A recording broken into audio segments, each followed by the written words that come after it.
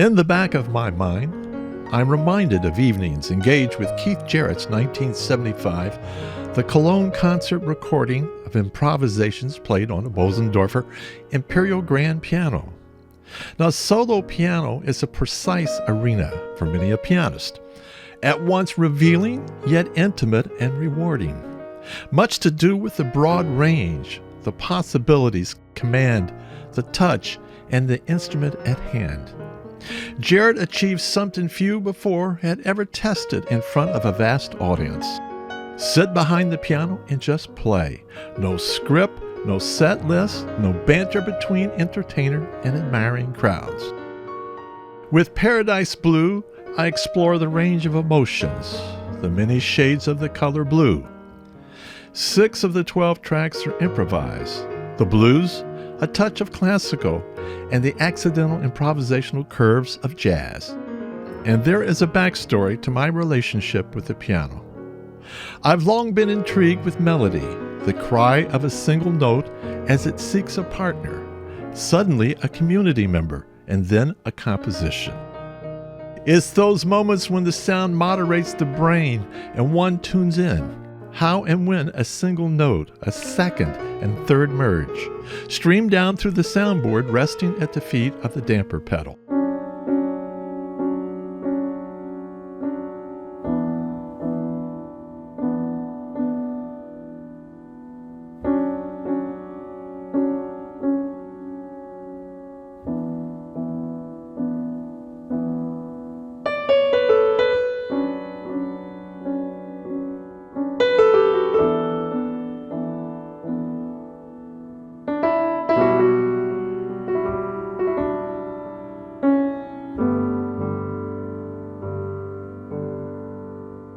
Many pianists have spoken of French master Claude Debussy and compared his compositions to the Impressionist painters inhabiting the drafty flats and alcoves of Paris, the early 1900s, and his ability to translate the play of light on the water and the sea's place in the natural world into musical sound with such pieces as La Mer. Debussy wrote, "We must agree that beauty of a work of art will always remain a mystery. We can never be absolutely sure how it was made. We must at all costs preserve this magic, which is peculiar to music, and to which music, by its nature, is of all the arts the most receptive."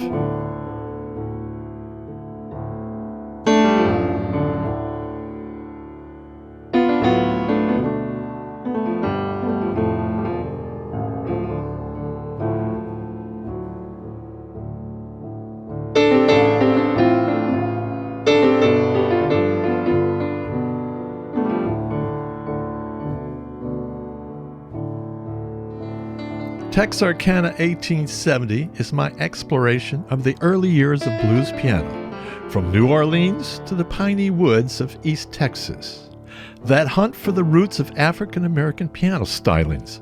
The lumber cams to the sprawling railroads, the steam locomotives said to be the inspiration for boogie-woogie piano.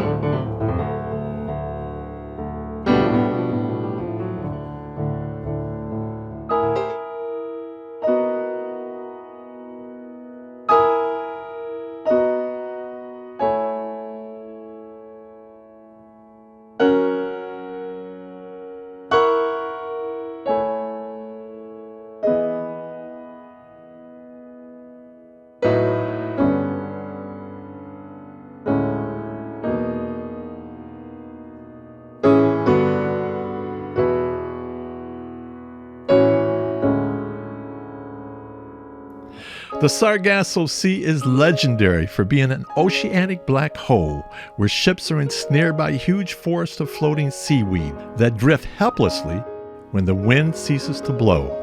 Wild Sargasso Sea is a 1966 novel by Dominican-British author Jean Rhys.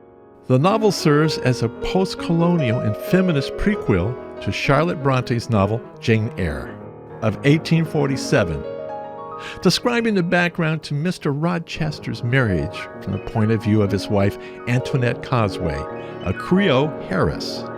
Antoinette Cosway is Rhys' version of Bronte's devilish Mad Woman in the Attic.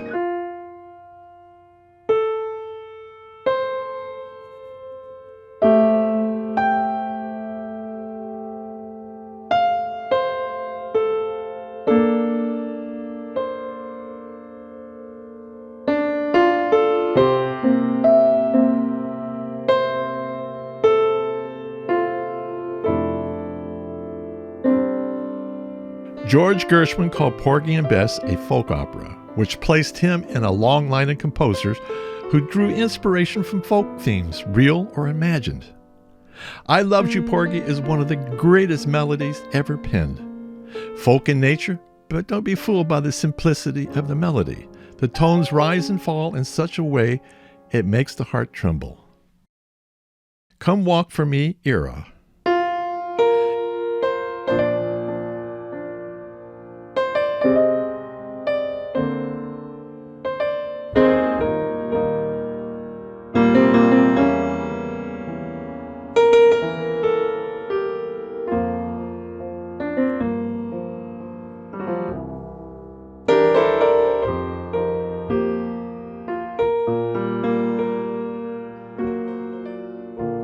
In the 1950s, Era King looked after the boys as Dad worked the night shift at Colgate's and Mom hemmed parachutes at the Quartermaster Depot. Era was my grandmother, old country in style, manners, and as stern a woman as could ever be.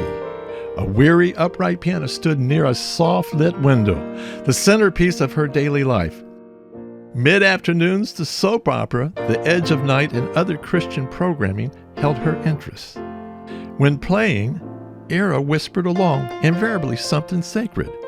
I'd study her squinting eyes as they peered above wire-frame glasses while she leafed through a hymn book, hair rolled into a bun, and understood the wheezing soap opera organ in the background, the soundtrack of her daily life. The hymnals, a reprieve from separating agitated kids and averting the devil's grip. It was the most primordial sound, melody and broken chords, no frills, just the occasional inverted triad, one that never disrupted a lyric or directive from the Lord. Slow-moving melodies, distinctive and meaningful, folkish and rooted deep in civil soil. There are other standards in Paradise Blue.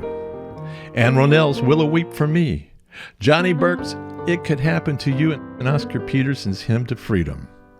There is joy, there is pain, there's conflict, and redemption.